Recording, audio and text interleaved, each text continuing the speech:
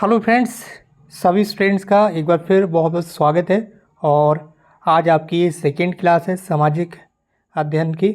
UP DElEd में second paper होता है ये आपका 5 नंबर का, ठीक है। फिफ्थ पेपर होता है ये, 5वां पेपर, जिसमें सामाजिक अध्ययन का ये पेपर होता है।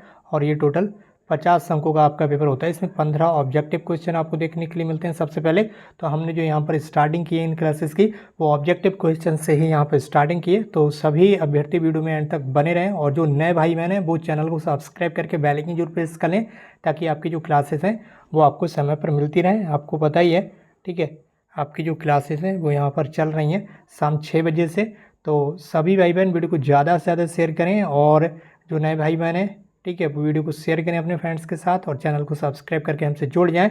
और इससे पहले की जो क्लास है वो भी आप चैनल पर जाकर ज़रूर देख लीजिए। सारे सब्जेक्ट की जो प्लेलिस्ट हैं वो आपको चैनल पर देखने के लिए मिल जाएंगी। तो जिस सब्जेक्ट की क्लास आप देखना चाहते हैं वो जाकर आप वहाँ से देख सकते हैं। प्लेलिस्ट में सारी वीडियोस जो हैं वो अवेलेबल हैं। इसके अलावा जैसे ही आपका ये सब्जेक्ट कंप्लीट हो जाएगा, इस सब्जेक्ट की जो पीडीएफ फाइल है ये आपको हमारे टेलीग्राम चैनल पर मिल जाएगी। टेलीग्राम चैनल की लिंक वीडियो के डिस्क्रिप्शन बॉक्स में दी गई है, तो वहाँ से आप टेलीग्राम चैनल को जरूर ज्वाइन कर लें। तो चलिए दोस्तों, आज की क्लास को स्टार्ट करते हैं। आज की क्लास का सबसे पहला क्वेश्चन आपके सामने स्क्रीन पर है।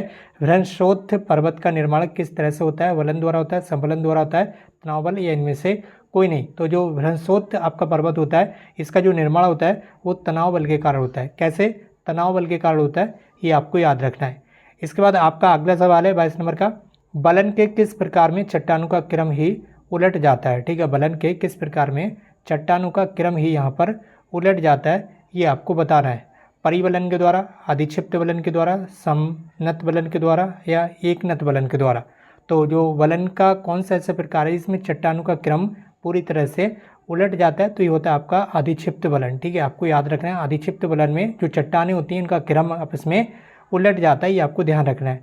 Option Y is right. And उसके बाद आपका अगला सवाल है, सूत कातना किस प्रकार का उद्योग है? कुटीर उद्योग है, रसायन उद्योग है, आधारभूत उद्योग है, या लघु उद्योग है? ठीक है, ऐसे कारखाने जहाँ पर सूत काता जाता है, सूत कातने को यहाँ पर बताया गया एक उद्योग। तो ये जो सूत कातना है वो किस तरह का उद्योग है? तो ये आपका यहाँ पर होने वाला है कुटीर उद्योग। ठीक है, राइट आंसर क्या होगा? ऑप्शन आ, कुटीर उद्योग। ठीक है, अगले सवाल को और हम यहाँ पर बढ़ रहे हैं। सभी स्टूडेंट्स वीडियो को ज़्यादा से ज़्यादा शेयर करें अपने फ्रेंड्स के साथ, और परीक्षाओं तक आपकी जो तैयारी है वो धुआंधार तरीके से कराई जाएगी। सभी स्टूडेंट्स से चैनल को सब्सक्राइब करके हमसे जुड़ जाएं। इसके बाद अगला सवाल आपके सामने स्क्रीन पर है। चोल काल में, ठीक है, चोल काल में निर्मित सर्वोत्कृष्ट प्रतिमा कौन सी है? जो चोल काल था उस समय जो सबसे उत्कृष्ट प्रतिमा थी वो कौन सी थी? ठीक है, सबसे अच्छी प्रतिमा के बारे में आपसे पूछा जा रहा है। ठीक, विष्णु की थी, नटराज की थी, भगवान वेंकटेश्वर की थी, या भगवान बुद्ध की थी? तो चोल काल में जो सर्वोत्कृष्ट प्रतिमा मानी जाती है वो थी आपकी नटराज की। ठीक है, किसकी? नटराज की। ऑप्शन बा इज राइट, ऑप्शन बा आपका करेक्ट होगा। उसके बाद आपका अगला सवाल है 25 नंबर का। वह सुल्तान जिसने कारखानों को एकता नाम दिया था। कारखाने वगैरह जहाँ पर काम वगैरह होता था, कारखाने में किसी भी अलग अलग तरह का, ठीक है, तो उन कारखानों को क्या नाम दिया गया था? यहाँ पर एकता नाम दिया गया था। ठीक है, क्या नाम दिया गया था? एकता नाम दिया था। और ये किसने दिया था? ये इल्तुतमिश ने दिया था। इल्तुतमिश के शासनकाल में कारखानों को एकता नाम दिया गया था, ये आपको याद रखना है। Option Y is right. उसके बाद आपका अगला सवाल है 26 नंबर का। 2.5 दिन का झोपड़ा है, ठीक है, ये सभी व्यक्तियों को पता ही होगा, स्टूडेंट्स को। ये आपका अजमेर में, ये आपको ध्यान रखना है। और ख्वाजा निजामुद्दीन चिश्ती की जो दरगाह है वो आपकी दिल्ली में है। ठीक है, ये आपको याद रखना है। अजमेर में क्या है? 2.5 दिन का झोपड़ा है, और अजमेर में ही ख्वाजा मोइनुद्दीन चिश्ती की जो दरगाह है, ख्वाजा मोइनुद्दीन चिश्ती की जो दरगाह है वो आपकी अजमेर में है। और हजरत निजामुद्दीन की जो दरगाह है वो आपकी दिल्ली में, ये आपको याद रखना है। ठीक है, अगला सवाल आपके सामने स्क्रीन पर है। हिजरी संवत, ठीक है, जो कि इस्लामिक संवत है। ठीक, ये हिजरी संवत किसने चलाया था? ठीक है, तो ऑप्शन वाई आपका बाबर द्वारा, हुमायूं के द्वारा, अकबर के द्वारा, या शाहजहाँ के द्वारा। जो हिजरी संवत है, ठीक है, इस्लामिक संवत जिसे बोलते हैं। ठीक है, तो ये जो हिजरी संवत है ये उर्दू कैलेंडर जिसे बोलते हैं, ठीक है, या इस्लामिक कैलेंडर आप कह सकते हैं। तो ये जो हिजरी संवत है वो किसने चलाया था? तो ये आपका अकबर के द्वारा चलाया गया था, ये आपको याद रखना है। ठीक है, इसके बाद आपका अगला सवाल है 28 नंबर का। खानवा का जो युद्ध है उसके लिए, खानवा के युद्ध के लिए प्रसिद्ध जो क्षेत्र है वो किस जगह पर है? ठीक है, खानवा युद्ध के लिए जो प्रसिद्ध क्षेत्र है, खानवा युद्ध के लिए जो प्रसिद्ध क्षेत्र है, जिस जगह पर खानवा का युद्ध लड़ा गया था, यानी कि जो खानवा जगह है वो किस जगह पर, ये आपसे पूछा जा रहा है। तो ये आपका फतेहपुर सीकरी में है। ठीक है, किस जगह पर, किस जिले में? आगरा जिले में। ठीक है, जिला आपका आगरा है। ठीक है, लेकिन जो जगह है खानवा वो फतेहपुर सीकरी में है, ये आपको याद रखना है। ठीक है, किस जगह? Option the is right. ठीक है, ऑप्शन द इज़ राइट, ये आपको ध्यान रखना है।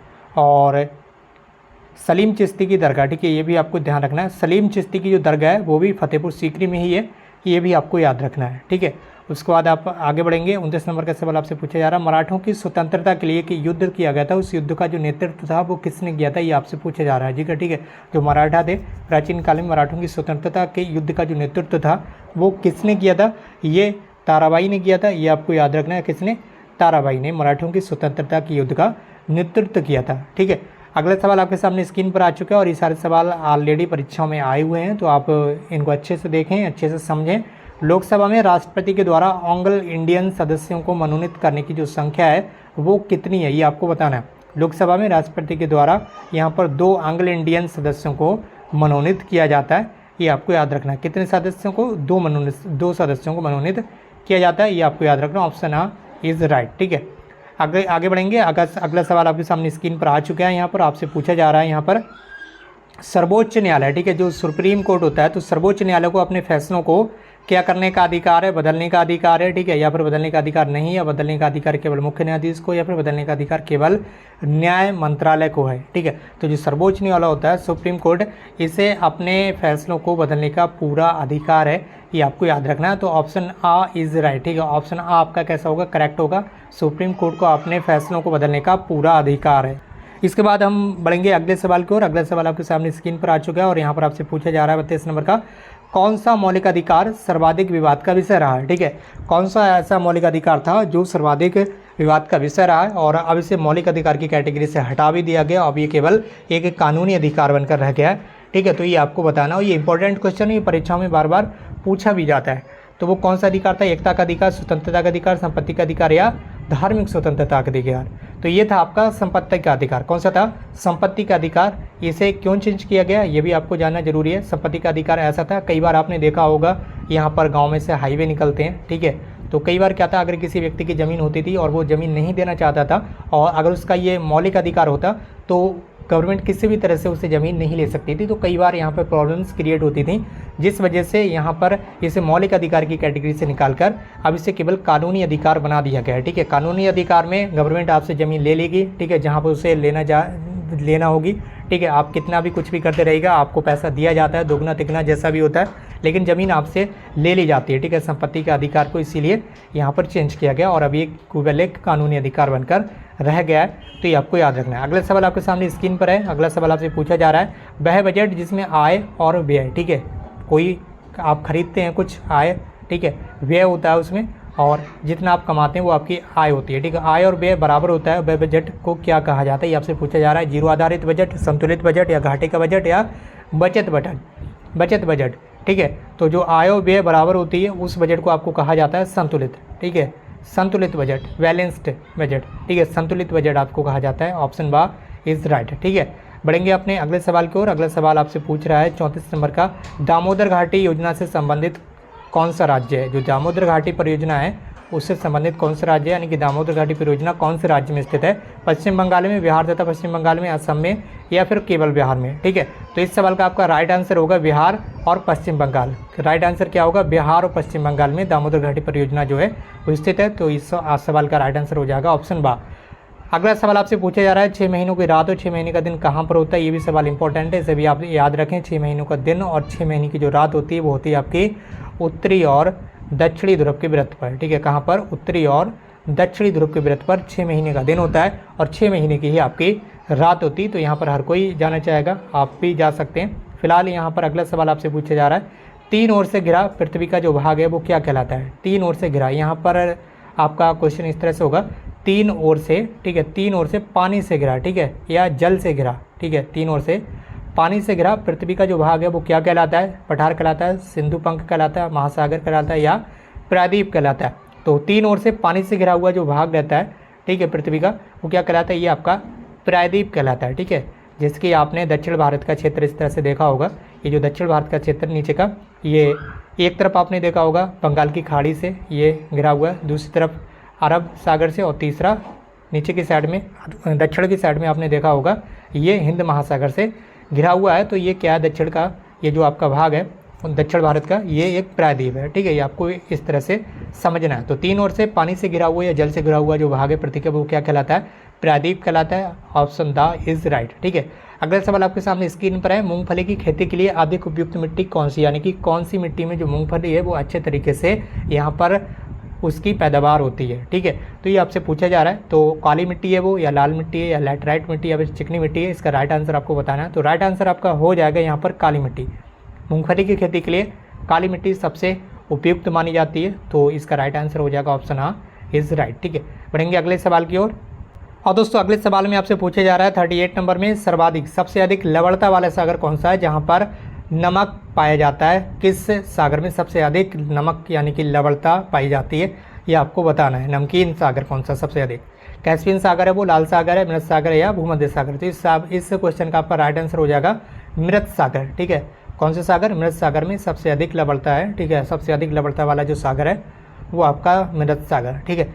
बात करेंगे अपने अगले क्वेश्चन की तरफ, और अगला क्वेश्चन आपके सामने स्क्रीन पर है। अजमेर में किस सूफी संत की दरगाह, अभी ऊपर ही आपको बताया था, हजरत ख्वाजा मोइनुद्दीन चिश्ती। ऑप्शन बा इज राइट। अजमेर शरीफ में किस सूफी संत की दरगाह है? तो ये है आपका ख्वाजा मोइनुद्दीन चिश्ती।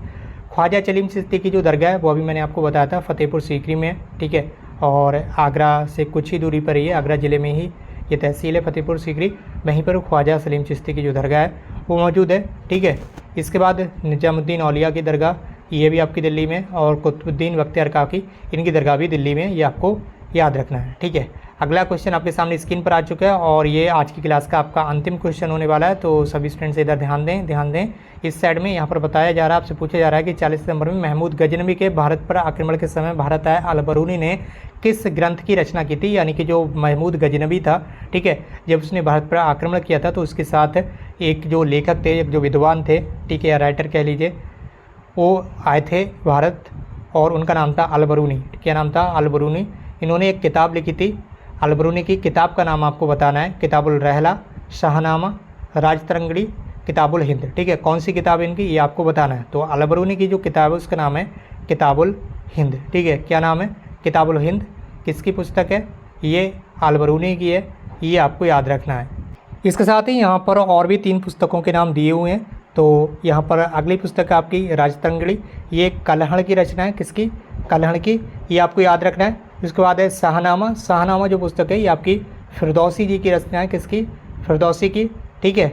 और इसके बाद एक और किताब आपकी बची, किताबुल रहला, ठीक है। किताबुल रहला, ये जो किताबुल रहला पुस्तक है ये आपकी इब्न बतूता की है। किसकी? किताबुल रहला जो है ये इब्न बतूता की है, ठीक है। इब्न बतूता, ठीक है, इब्न बतूता, ये इनकी पुस्तक है। तो ये सारी किताबों के जो नाम हैं वो आपको याद रखना है, और ये चारों किताबें इंपॉर्टेंट हैं। किसी भी पेपर में किसी भी किताब का जो राइटर है वो आपसे पूछा जा सकता है। तो दोस्तों आज के इस क्लास को हम यहीं पर समाप्त करते हैं। जो भी भाई बहन हमसे जुड़े उनका बहुत बहुत धन्यवाद, और इस वीडियो को शेयर कर दीजिए अपने अदर फ्रेंड्स के साथ भी, ताकि अदर स्टूडेंट्स भी हमसे जुड़ सकें ज़्यादा से ज़्यादा। और यहाँ पर आपकी जो क्लासेस हैं वो लगातार इसी तरह से चलती रहें। आगे आपकी जो क्लासेस वो लगातार कंटिन्यू रहेंगी। इसी समय पर आप हमसे डेली जुड़ सकते हैं। तो दोस्तों आज के इस क्लास को यहीं पर एंड करते हैं। हमसे जुड़ने के लिए आपका बहुत बहुत धन्यवाद। Thank you so much for watching this video.